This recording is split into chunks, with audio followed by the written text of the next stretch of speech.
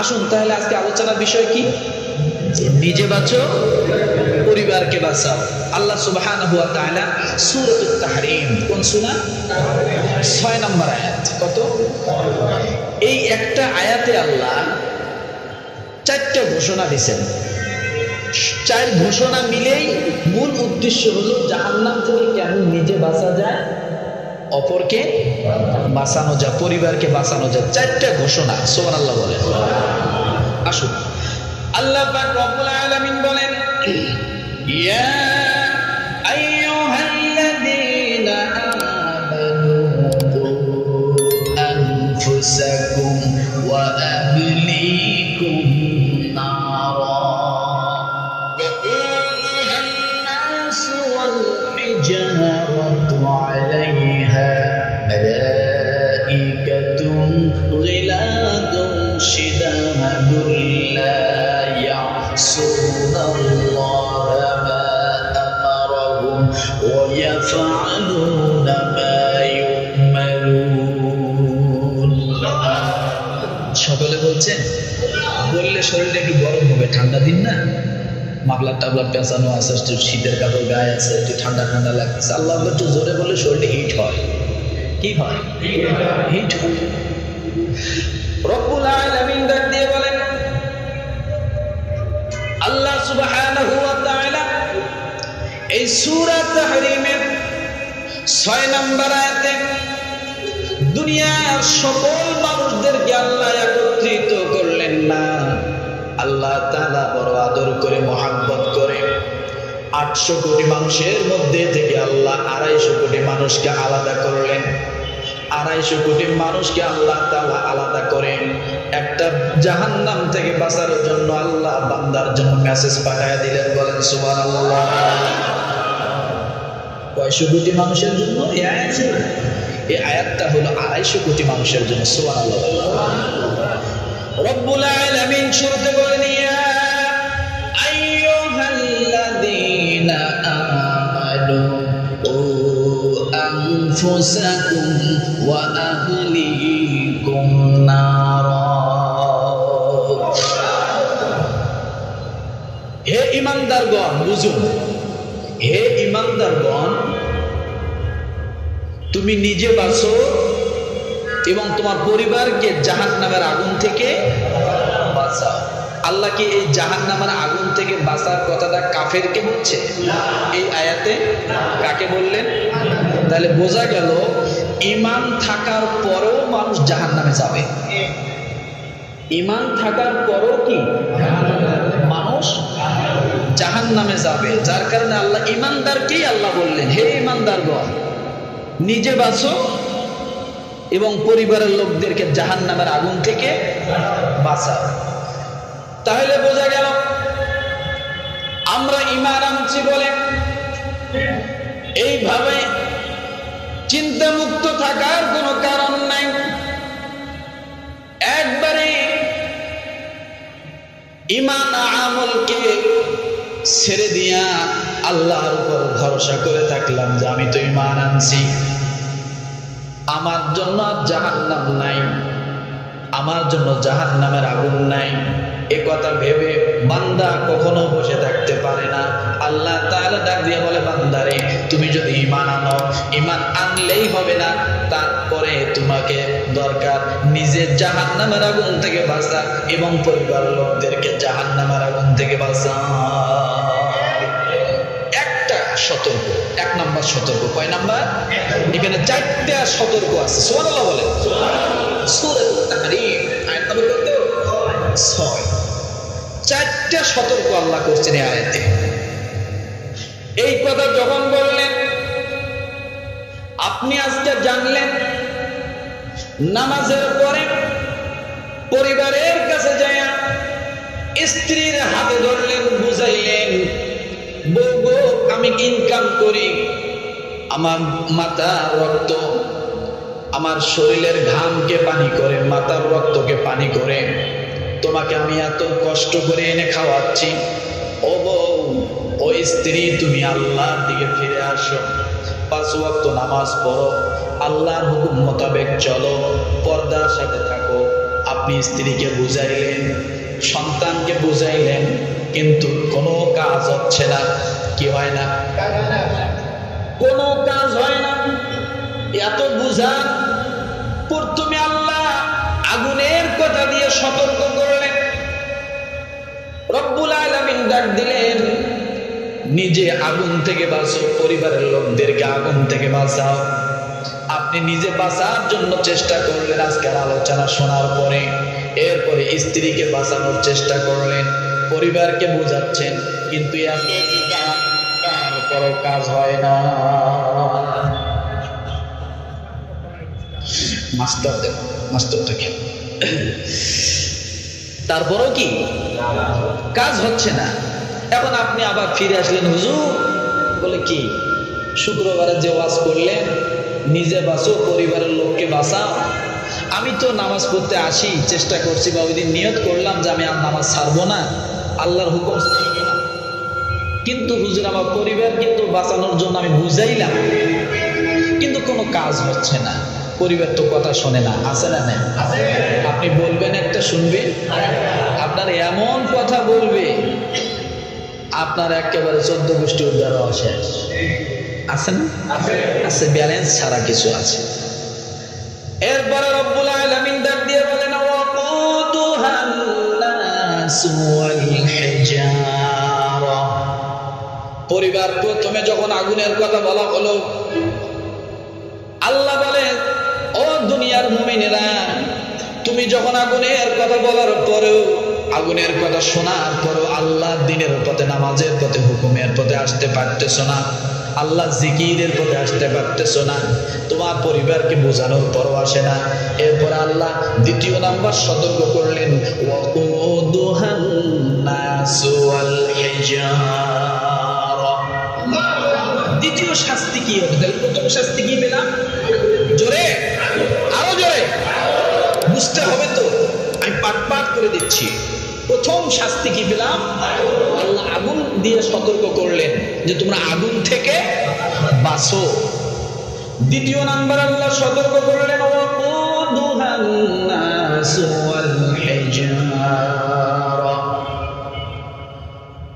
যদি তোমরা আগুনের কথা শোনার পরও সতর্ক না হও, আল্লাহ ডাক দিয়ে বলে, বান্দারে দ্বিতীয় নাম্বার সতর্ক করলাম, যদি আগুনের কথায় কাজ না হওয়ার, পরিবারের যদি দিনের পথে ফিরে না আসে, তাহলে এবার দ্বিতীয় ভয়টা তুমি তাকে দেখাও, দ্বিতীয় সতর্কটা দেখাও, যে মানুষ আর পাথর হবে জাহান্নামের ইন্ধন। অর্থাৎ মানুষ এবং পাথরকে দিয়ে আল্লাহ জাহান্নাম প্রজ্বলিত করবে। এটা হলো পেট্রোলের মতো, কেরোসিনের মতো, ডিজেলের মতো। আগুনে যদি পেট্রোল ঢালা হয়, নেবে? কথা বলে না, নিভে যাবে? ডিজেল, কেরোসিন, তরল গ্যাস, আগুন কি হবে? অনেকে ঘুমাচ্ছে, কিন্তু এই আলোচনা শুনতে যায় যদি ঘুম আসে, তাইলে আর কি বলবো? ঘুমান না। সকলে হাত উঁচু করেন তো দেখি, ইনশাল্লাহ হাত উঁচু করেন, দেখেন তো কে কে ঘুমাচ্ছে এখন। হাত নামা, কষ্ট পাইলে। এটা তো ঘুমের, এই আলোচনা যদি ঘুম আসে তাহলে বোঝা গেল কপাল ঘুরে গেছে। কত সতর্ক করছেন আল্লাহ, আপনি চিন্তা করছেন? আল্লাহ প্রথম বললেন আগুন, এবার আগুনের ভয়ে যদি কাজ না হয়, তাহলে ওই মানুষ আর পাথরকে দিয়ে আমি আল্লাহ ওই আগুন প্রজ্বলিত করব। ওই আগুনের জন্য আমি লাকড়ি বানাবো মানুষকে, ওই আগুনের জন্য আমি আল্লাহ তাআলা পাথরকে দিয়ে আমি আল্লাহ গালাবো। এরপরে সেই গালনা পানি দিয়ে আমি আল্লাহ তাআলা আগুনের ধাস, আগুনের শক্তি আরো বৃদ্ধি করে দেব। কি করে দেব? বৃদ্ধি করে দেব। তাহলে বোঝা গেল আগুনকে আরো শক্তিশালী করার জন্য আল্লাহ কি ব্যবহার করবে? পাথর আর মানুষ। চিন্তা করা যায়? চিন্তা করা যায়?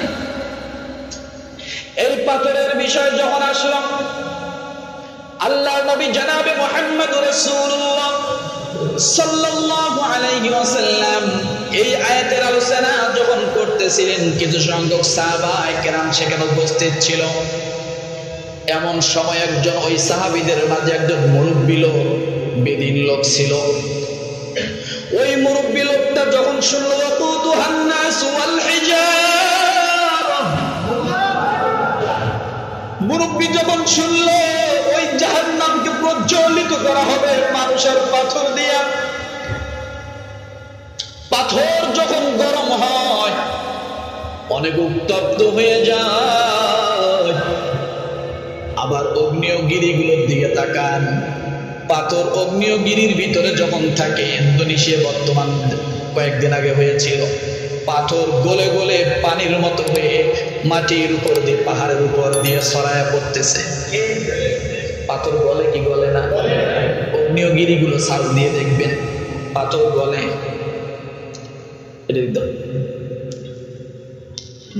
ও মুসলমান, ওই মুরব্বী লোকটা রাসূলের এই আলোচনার মাঝে সেখানে উপস্থিত ছিলেন। ডাক দিয়ে বলেন, ইয়া রাসূলুল্লাহ, ও আল্লাহর নবী, ওই পাথরগুলো কেমন হবে? দুনিয়ার পাথরের মতো নাকি দুনিয়ার পাথরের থেকে আরো অন্যরকম?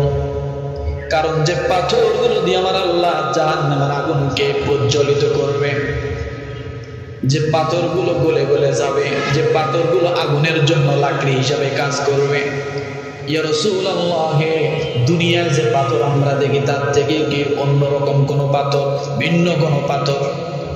সঙ্গে সঙ্গে আল্লাহর নবী ডাক দিয়ে বলেন, ওই পাথর দুনিয়ার জমিনে যত সবচাইতে বড় পাথর আছে, আল্লাহর কসম করে নবী বলেন, দুনিয়ার মধ্যে সবচাইতে যত বড় পাথর আছে, যত দামি পাথর আছে, তার থেকে অনেক বড় পাথর আমার আল্লাহ তাআলা জাহান্নামে মানুষের জন্য ফালাইবে। আমরা হয়তো পাথর বেশির বেশি এতটুকু দেখেছি, অন্যান্য রাষ্ট্রে যারা পাথরের পাহাড় আছে, এক একটা পাথর হাজার হাজার মণ ওজন আছে, তার থেকেও বড় বড় পাথর আল্লাহ মানুষের উপর ফালাবে।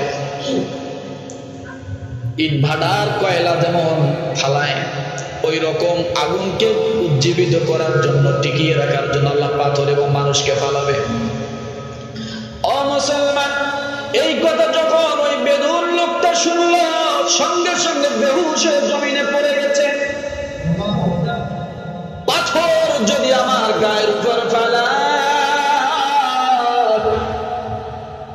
আর ওই পাথর যদি গলে গলে আমার শরীরের মধ্যে লাগে, আমার আগুন, আমার জাহান্নামের জন্য, আমার জন্য যে বরাদ্দ আগুন, সেটা আরো দাউ দাউ করে জ্বলবে। লোকটা বেহুশ হয়ে জমিনের মধ্যে পড়ে গেল। আল্লাহ নবী তার বুকের মধ্যে হাত দিয়ে দেখলেন লোকটা মারা গেছে নাকি। দেখে না, মুরব্বী লোকটা মারা যায় নাই। আল্লাহ নবী তাকে ডাক দিলেন, ও মুরব্বী, জাগনা হও। মুরব্বী যখন জাগনা হলো, সঙ্গে সঙ্গে আল্লাহ নবী পড়ায় দিলেন, বলে লা ইলাহা ইল্লাল্লাহু মুহাম্মাদুর রাসূলুল্লাহ। আল্লাহ নবী যখন তাকে কালেমা পড়ালেন, সঙ্গে সঙ্গে লোকটা কালেমা পড়ে নিল।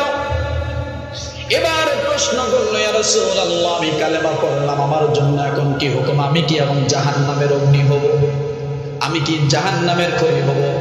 আমি কি পাথরের সাথে আমি জাহান্নামের মধ্যে ইন্ধন হয়ে থাকবো? আল্লাহ নবী ডাক দিয়ে বলেন, ও আল্লাহর নবী, ও সাহাবী, তুমি শুনে রাখো, তুমি কালেমা পড়েছো, আমার আল্লাহ তাআলা সঙ্গে সঙ্গে তোমার নামটা জাহান্নামের খাতার থেকে কেটে দিয়া জান্নাতের খাতার মধ্যে আমার আল্লাহ লিপিবদ্ধ করে দিয়েছে। অন্যান্য সাহাবায়ে কেরাম আশ্চর্য হয়ে গেল, চোখের সামনে লোকটা জাহান্নামী থেকে জান্নাতি হয়ে গেল। সকলে বলল, ইয়া রাসূলুল্লাহ, এই খুশখবর, এই খুশির সংবাদটা কি শুধু এই লোকের জন্য না আমাদের জন্য? আল্লাহ নবী আর একটা আয়াত বলে তাদেরকে বুঝালেন, যালিকা লিমান খাফা মাকামি ওয়া খাফা ওয়াঈদ। সূরা ইব্রাহিম আয়াত নম্বর 14। কত? যালিকা লিমান খাফা মাকামি ওয়া খাফা ওয়াঈদ। আল্লাহ তাআলা প্রথমে ডাক দিয়ে বলেন, তাদের জন্য পুরস্কার রয়েছে, ওই সমস্ত লোকদের জন্য তারা কারা? যারা আল্লাহর সামনে দাঁড়াতে হবে এটাকে ভয় করে। কি করে বলেন তো? আল্লাহর সামনে দাঁড়াতে হবে এটাকে ভয় করে এবং ভয় রাখে আমার সতর্কবাণীর উপরে। যেমন আজকে আলোচনাটা সম্পূর্ণ সতর্কবাণী। এটার উপর কি করতে হবে? ভয় রাখতে হবে যে হয় আমার জন্য আগুন, আর না হলে আমি নিজেই আগুনের জন্য কি খোরাক, আমি নিজেই আগুন প্রজ্বলিতর জন্য কারণ, মাধ্যম, উপকরণ, আমি লাকড়ি হিসেবে ব্যবহার হব। শুধু আমি না, পাথর সহ। এখন প্রশ্ন করবেন, হুজুর পাথর কেন? কথা ঠিক না? হয়তো বলবেন হুজুর পাথর কেন? মুফাসসিরিন কিরাম এই পাথরের ব্যাখ্যা দিতে যাইয়া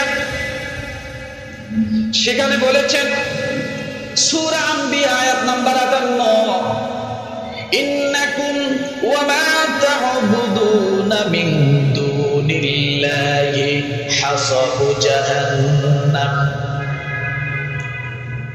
সূরা আম্বিয়া আয়াত নাম্বার কত? 98। আল্লাহ তাআলা ডাক দিয়ে বলে, তোমরা যে পাথরগুলো দ্বারা মূর্তি বানাও, আমি ওই পাথরগুলোকে দিয়েই জাহান্নাম প্রজ্বলিত করব। আমি আল্লাহকে বাদ দিয়া যে পাথরের মূর্তি বানায়া তোমরা তাকে আল্লাহ বলে ডাকো, তোমরা জেনে রাখো তোমরা তো জাহান্নামে যাবে। তোমরা যে মূর্তিগুলো বানাইছো যে পাথর দিয়া তো যত্ন করে তাদের ইবাদত করলা, আমি ওই পাথরগুলো সহ তোমাদেরকে সহ জাহান্নামে ঢুকাই দেব। তাহলে পাথর জাহান্নামে হওয়ার আরেকটা কারণ এখানে পাইলাম, একটা কারণ পাইলাম। সেটা কি?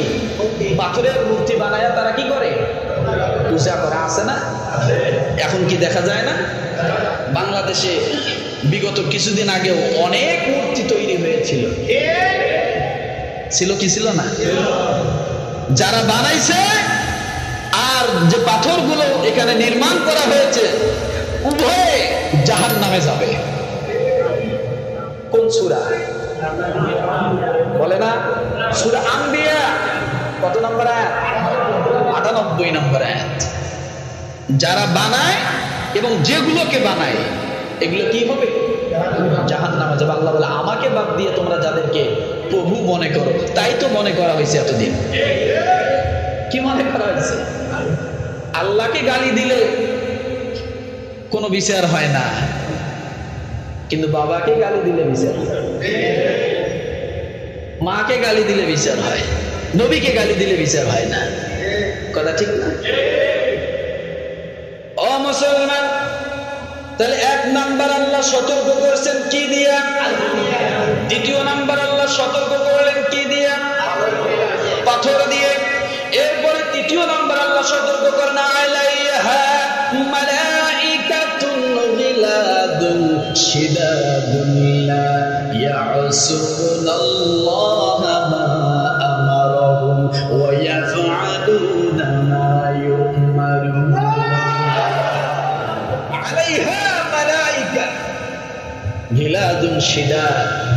আল্লাহ তাআলা বলেন তাদের জন্য নিয়োজিত আছে কঠোর স্বভাব এবং কঠিন হৃদয়ের ফেরেশতাগণ। তাহলে আল্লাহ তৃতীয় নম্বর সতর্ক কাকে দিয়ে করতেছেন? কঠোর স্বভাব এবং কঠিন হৃদয়ের কি?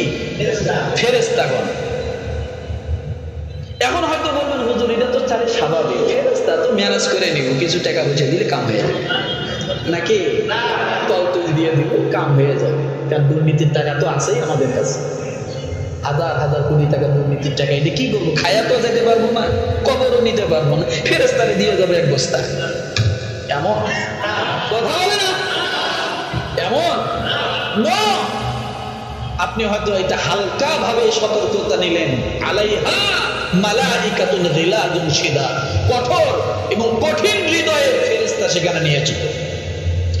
কেমন কঠোর এবং কেমন কঠিন হৃদয়ের?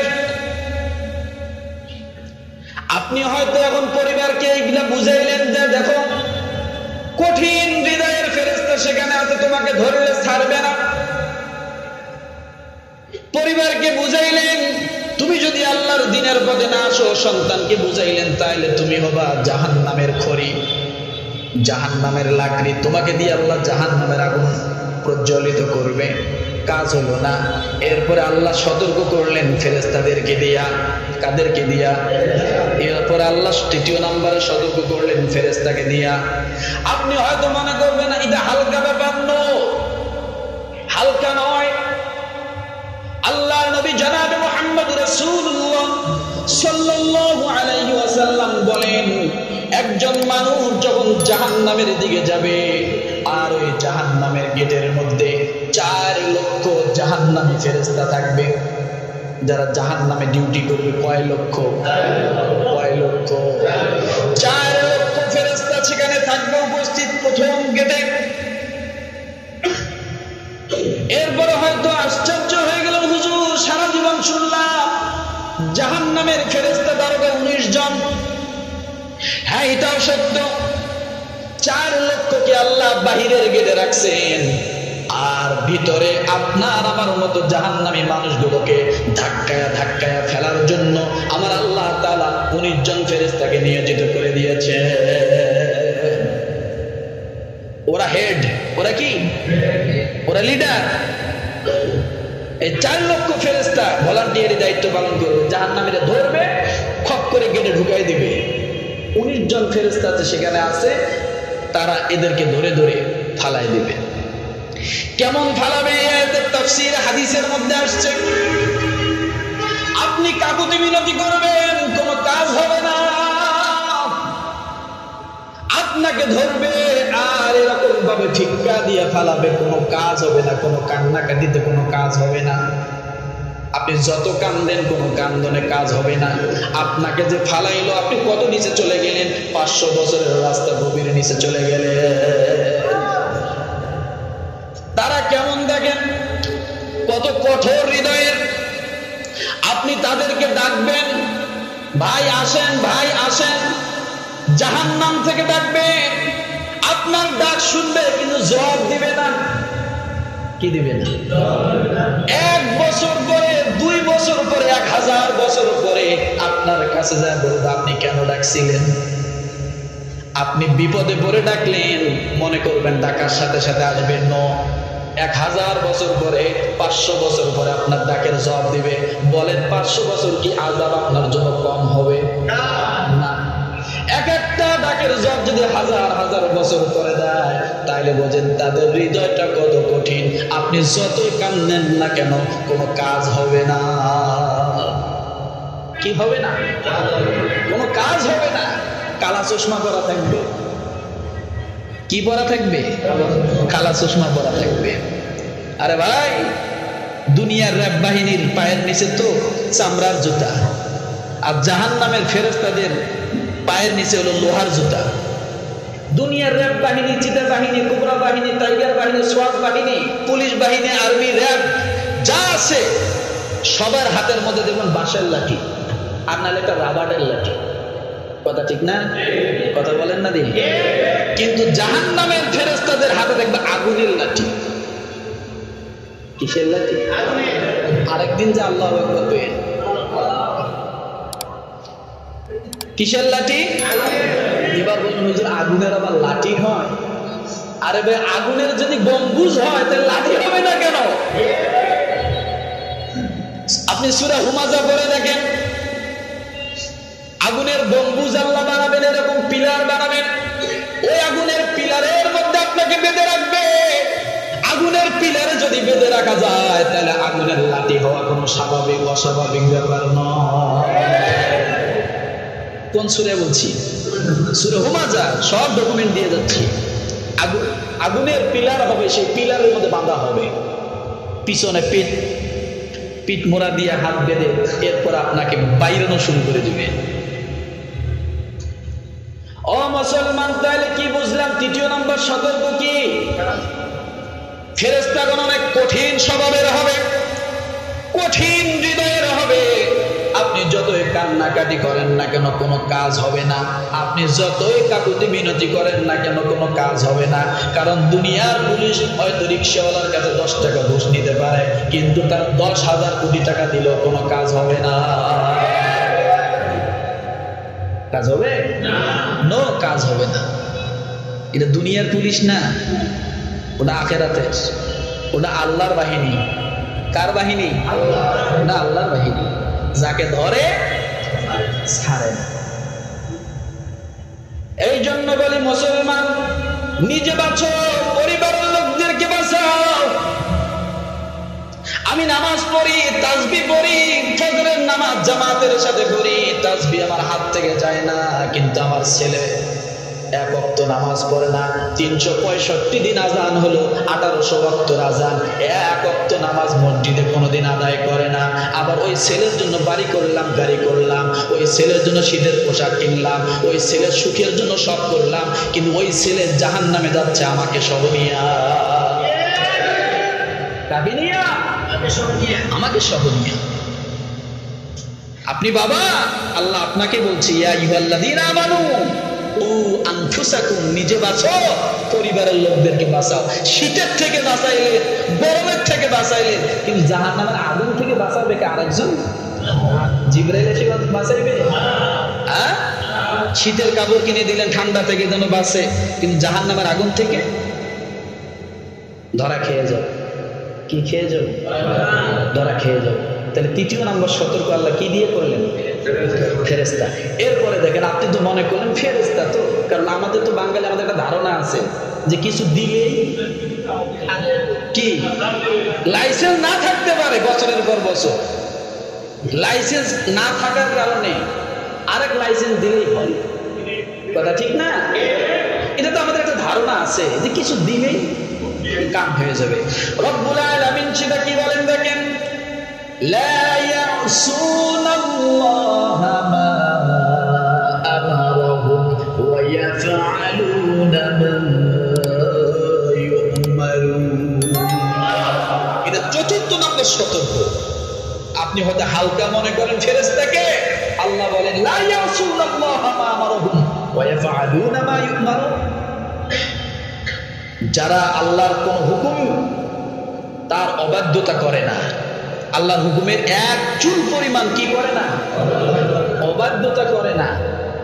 এদিকেও যাবে না, ওদিকেও যাবে না। আল্লাহ যা হুকুম করবে তাই হবে, এবং সেটাই করে যার নির্দেশ তাদেরকে দেওয়া হয়। ও মুসলমান, এই জন্য কঠোরতা আল্লাহ বুঝাইলেন। ফেরেশতার ক্ষেত্রে আপনি হালকা ভাবতে পারেন, আল্লাহ ফেরেশতাদের বিষয়টা বুঝাইলেন, তারা কত কঠিন হবে, কত কঠিন হৃদয়ের হবে, শক্ত হবে হৃদয়। এরপরে যদি আপনি হালকা ভাবেন, আল্লাহ বলেন তোমরা লাস্ট কথা জেনে রাখো, আমি আল্লাহ যা হুকুম করি তা তারা কখনোই অমান্য করে না।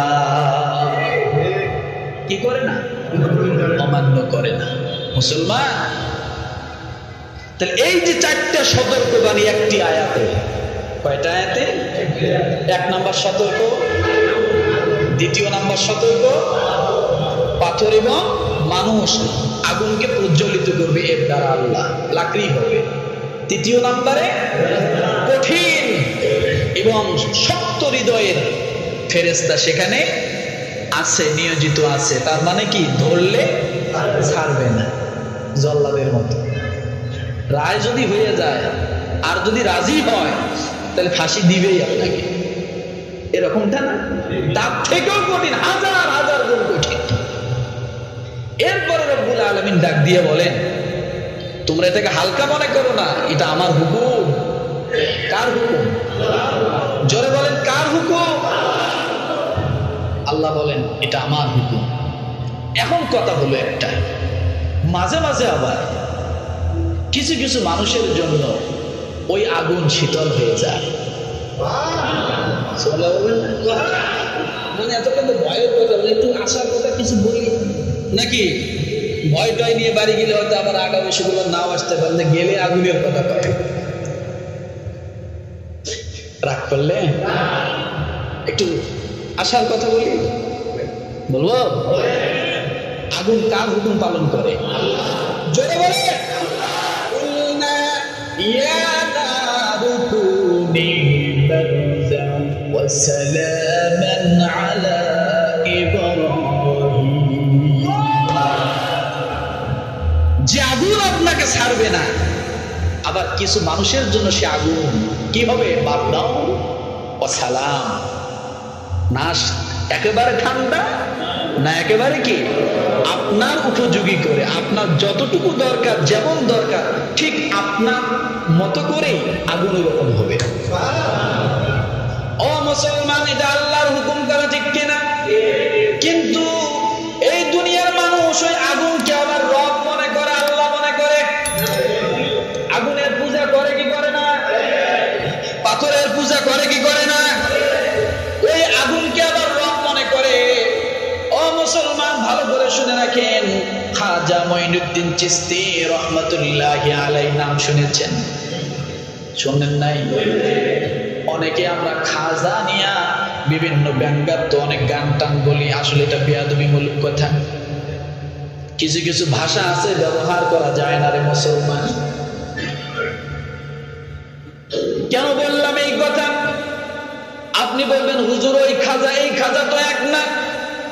হ্যাঁ, ওই খাজা এই খাজা এক না, কিন্তু ভালো করে শুনে রাখেন, আমাদের বাংলাদেশের কৃতি সন্তান, জগৎ বিখ্যাত একজন মুহাদ্দিস, লক্ষ লক্ষ আলেমের ওস্তাদ আল্লামা আজিজুল হক রহমতুল্লাহ আলাইহি নাম শুনেছেন? মামুনুল হক সাহেবের আব্বা, শোনেন নাই? ওনার একটা ঘটনা শুনলাম। উনি কোন পথ দিয়ে যান, ঢাকার কোন একটা পথ দিয়ে রওনা করেন। ওই সময় যাওয়ার সময় একটা ফিলিং স্টেশনের মধ্যে লেখা রয়েছে ফাতেমা ফিলিং স্টেশন। কি filling station? Fatema filling station. যখন ওই ফাতেমা ফিলিং স্টেশনের মধ্যে যায়, আল্লামা আজিজুল হক রহমতুল্লাহ আলাইহি ড্রাইভারকে বলে, ড্রাইভার এই ফিলিং স্টেশনটার মধ্যে একটু ঢোকো। বলে হুজুর তেল তো নেওয়া লাগবে না, পর্যাপ্ত তেল আছে। বলে তেল যদিও থাকে তারপর আধা লিটার হলেও তুমি এই ফিলিং স্টেশন থেকে নাও। যখন এই যাই তখন এই কথা বলে, ওই স্টেশনের সামন দিয়ে গেলে বলে 1 লিটার হলেও নাও। ড্রাইভার ডাক দিয়ে বলে হুজুর কিছুই বুঝলাম না, পর্যাপ্ত তেল থাকার পর আপনি এই ফিলিং স্টেশন থেকে হাফ লিটার হলেও কেন নিতে বলেন? আল্লামা আজিজুল হক রহমতুল্লাহ আলাইহি ডাক দিয়ে বলেন, শোনো, আমার তেল নেওয়ার প্রয়োজন নাই, তারপরও আমি কেন তেল নেই? এই ফিলিং স্টেশনের উপরের নামটা দেখো কি লেখা, ফাতেমা ফিলিং স্টেশন।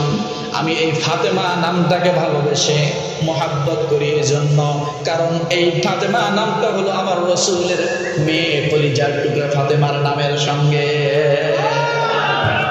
কিয়ামতের ময়দানে যদি কোনো আমল কবুল না হয়, আল্লাহর দরবারে রসুলের উম্মত হয়ে দাঁড়িয়ে বলবো, আল্লাহ তোমার রসুলের মেয়ে ফাতেমা রাদিয়াল্লাহু তাআলা আনহার নামে একটা ফিলিং স্টেশন ছিল, আমি রসুলের কন্যা কলিজার টুকরা, তার মেয়ে ফাতেমার নামটা দেখার কারণে আমি ওই ফিলিং স্টেশন থেকে আমি নেই তার নামের বরকতে, যাতে কিয়ামতের ময়দানে ফাতেমাকে যে আমি ভালোবাসছিলাম রসুলের কন্যা হিসেবে, মেয়ে হিসেবে, আল্লাহ এই ওসিলায় তুমি আমাকে মাফ করে দাও। এই ফাতেমা জাহান্নামে যাক। বুঝেন নাই কোনটা বলছি? কোন ফাতেমা? ফিলিং স্টেশনের ফাতেমা কোথায় যাক? কিন্তু নামটা কার সাথে কার? রসুলের মেয়ের সাথে। নামটা, নামটাকে ভালোবাসলাম, নামটাকে মহাব্বত করলাম। এই বাংলাদেশের এই নামের এই মেয়েটা নয়, কথা বোঝেন নাই কি বলছে? কিন্তু নামটা কার? রসুলের কলিজার টুকরা ফাতেমা। আমি এই ভালোবাসা নিয়ে যদি কিয়ামতের ময়দানে উঠতে পারি, হয়তোবা আমি এটাকে ওসিলা আল্লাহর কাছে দাঁড় করাইতে পারবো। হতে পারে কিনা? পারে কিনা? আমরা মোহাম্মদ রাখি, রাখি না নামের শুরুতে? এটা কি আসলে হাদিস কোরআনে আছে? না। রাখি, কেউ রাখি কেন রাখি তাও জানি না, কথা ঠিক না? মোহাম্মদ কেন রাখি? অন্য অন্য দেশের মানুষের নামের শুরুতে মোহাম্মদ নাই, আছে? নাই। কিন্তু কেন রাখি? যদি আপনার এইটাই হয় যে আমার রাসূলুল্লাহ সাল্লাল্লাহু আলাইহি ওয়াসাল্লামের উম্মত হিসেবে আমি তার নামের সঙ্গে আমার নামটা জড়িয়ে দিলাম, কিয়ামতের ময়দানে যেন আমার নাম দেখেই বোঝা যায় আমি মুহাম্মদ সাল্লাল্লাহু আলাইহি ওয়াসাল্লামের উম্মত, এই ভালোবাসা যদি থাকে তাহলে আপনার জন্য ও নাম রাখা ঠিক আছে। তাহলে আপনার জন্য কি ও নাম রাখা ঠিক আছে? কথা বলতে চাইলাম একদিকে, গেলাম আরেকদিকে। আগুন কার হুকুম পালন করে? আবার এই আগুনকে কি বানায়? মানুষ পূজা করে, আল্লাহ বানায়, সোজা কথা নাকি? ভগবান বানায়, প্রভু বানায়, তাই না? এই এত দূর আর যেতে পারবো না, এটা এখানে থাক। কথা হলো এইটাই যে এই আগুন কারোর জন্য কি হয়? শীতল হয়। উল্লা ইয়া নারু কুনি বারদান ওয়া সালামান আলা ইব্রাহিম। আপনার ভিতরে যদি ইব্রাহিম ঈমান থাকে, আপনি যদি সত্যিকার মিল্লাত আবিকুম ইব্রাহিম হয়ে যান, তাহলে আপনি যদি জাহান্নামের মধ্যেও যান, জাহান্নামের আগুনের বাবারও ক্ষমতা নেই আপনাকে জ্বালায়। লাগবে কার ঈমান? ইব্রাহিম ঈমান। ইব্রাহিম আলাইহিস সালাম যে ঈমান এনেছিলেন আর যে ঈমান নিয়ে আগুনের মধ্যে চাপ দিয়েছিলেন, ওই রকম ঈমান যদি আপনি তৈরি করতে পারেন তাহলে আপনার জন্য জাহান্নামটাও শীতল হয়ে যাবে, কথা ঠিক কিনা? আমাদের ঈমান তো লড় বড়, আমাদের ঈমান কি লড় বড়। 1000 টাকায় বিক্রি হয়, একটা বিড়ির কাছে বিক্রি হয়, একটা সুরটের কাছে বিক্রি হয়, একটা সিগারেটের কাছে বিক্রি হয়। ভোটের আগের দিন রাতের বেলা 500 টাকার একটা নোটের কাছে বিক্রি হয়। আমার ঈমানের দাম কয় টাকা? 500 টাকা। আর ইব্রাহিমী ঈমানের দাম কয় টাকা? ওজন দিলে লাভ, কোন পৃথিবীর কোন পাল্লায় ওজন দিলে সমপরিমাণ হবে? সমপরিমাণ হবে? এক ঝাঁপ দিয়েছে আগুনে, আগুনে ঝাঁপ দিয়েই দেখে সেখানে জাজিমের বিছানা, ল্যাপ, কাঁথা, কম্বল যা লাগে সব আছে। ল্যাপ করে আমার টান দিয়ে নেন, বেশি ঠান্ডা লাগে তো লাগবে না। কাঁথা কম্বল আমারে নেন, লাগবে না। এদিকে নমরুদ কয় যা জীবন শেষ, ও তো পুরছে হাড্ডি, কয়লা, কলিজা, ফেফড়া, আর মজ্জা, আশকুল্লাহ, বিসমিল্লাহ যা আছে সব পুড়ে ছাই। নমরুদ কয় দেখ তো কি অবস্থা। একটা ফুসকি দিয়ে দেখে এরকম হেলান দিয়া আর বিভিন্ন ফল পাকড় সামনে একবার থোবা ধরে, ফুলের বাগান চতুর্দিকে হেলান দিয়া আঙ্গুর ফল খাচ্ছে। ইব্রাহিম আলাইহিস সালাম মুস্কি হাসি দিয়ে বলে কি ওই চোখের উপরে ভুল দেখলাম নাকি? আবার চোখ ছাড়িয়ে চোখ গোসাইতেছে যে ভুল টুল দেখলাম নাকি? আবার তাকায় দেখে, দেখে একই অবস্থা। এবার পাওয়ারই চশমা আছে, আইনে দেখে কই একই অবস্থা। যতই দেখে নতুন নতুন কিছু দেখতেছে। নমরুদের যা কাম হবে না বলে কেউ দিদি একেবারে জান্নাতের বাগানে বয়ে রয়েছে। কে করে? কে করে? তাহলে আজকে 4টে সতর্কবাণী আমরা মেনে নিই, রাজি আছি? তাহলে আমাদের জন্য জাহান্নামের আগুন কি হবে? ওই যে কিছুদিন আগে বললাম, একটা শালিক পাখি 36,000 ভোল্টের কারেন্টের উপরে, তারের উপরে বসে বসে গান গায়, কিসকিস করে, কিচির মিচির করে, একটা আর একটা ভালোবাসা আদান প্রদান করে, মহাব্বত করে, মারামারি করে, কিন্তু 36,000 ভোল্টের কারেন্ট হলে কি হবে? শর্ত করে না। সার্জারি করছে কে? সার্জারি করছে কে? আপনি জাহান্নামে যদি যান আর কালেমার মালাটা যদি আপনার গলায় থাকে, রাসূল বলছে শুধু তুমি যাবা, কালেমাটা একবার পড়বা, বাকিটা দেখার দায়িত্ব আমার। বাকিটা দেখার দায়িত্ব যখনই জাহান্নামের ফেরেশতা ধাক্কা দিয়ে দিবে, তখনই একবারে কি ফায়ার প্রুফ নাকি আগুন যাতে না লাগে এমন ব্যবস্থা আল্লাহ তাআলা তার জন্য করে দেবে। ওই যে 36,000 ভোল্টের কারেন্টের তারের মধ্যে পাখি যেমন খেলাধুলা করে, এও যায় জাহান্নামের ভিতরে যায় দেখবেন যে গোলা শুট খেলতেছে। কি শুট? কি শুট? হাডুডু খেলতেছে। আরেকটাও গেছে ওই রকম, দুইজনে খুশিতে বাগবাগ। বাকিগুলো দেখিয়ে কি রে, আমরা জ্বলে পুরো ছাই হইতেছি আর এরা দিয়ে খেলাধুলা করতেছে, কারণটা কি? জাহান্নামীরা ওখান থেকে দেখে ডাক দেবে, ওয়ানাদা আসহাবুল জান্নাতি আসহাবান নারি আন আফিদু আলাইনা মিনাল মাই আও মিম্মা রাযাকাকুমুল্লাহ। তোমরা এত আনন্দ, এত খাওয়া দাওয়া, এত কিছু তোমাদের জন্য কিছু দাও না, কিছু দাও না। আইডিয়া মাইডিয়া যা কিছু আছে, জুটে মুটে যা কিছু, মাছ খাইছো কাটা দাও, রান খাইছো হাড্ডি দাও। তখন ওই জান্নাতীরা, ওই সমস্ত ভালো মানুষগুলো যাদেরকে আল্লাহ পছন্দ করে এই ব্যবস্থা করে দিবেন, রব্বুল আলামিন ডাক দিয়ে বলেন, ক্বালু ইন্নাল্লাহা হারামাহুমা আলাল কাফিরিন।